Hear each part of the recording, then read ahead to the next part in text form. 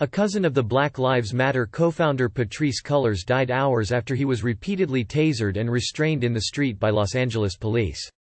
Keenan Anderson, 31, a teacher and father, died at a hospital in Santa Monica.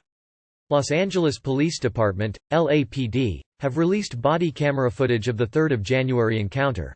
It shows Mr. Anderson begging for help as officers hold him down. The police who tasered Mr. Anderson were called to a traffic accident in the Venice neighborhood of Los Angeles at around 1500 local time. Police Chief Michelle Moore told a news conference on Wednesday that Mr. Anderson had committed a felony hit and run in a traffic collision. He said Mr. Anderson had attempted to flee the scene by trying to get into another person's car without their permission. Footage shows Mr. Anderson in distress when police arrive, telling the first officer, "Somebody is trying to kill me," although no visible threat appears on camera. Initially, Mr. Anderson sits down as directed, but as more police arrive he gets up and runs into the street while ignoring requests for him to stop.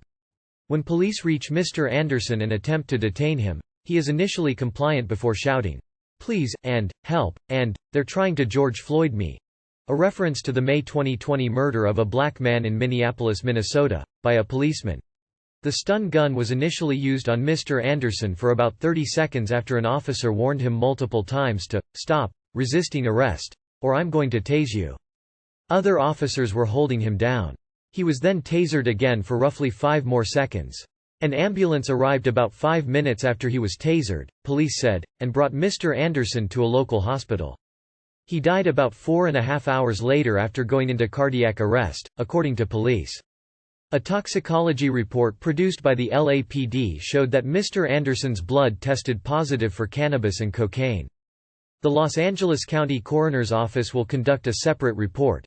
The footage adds to pressure on the LAPD, whose encounters with black and brown men have resulted in 3 deaths in under a week.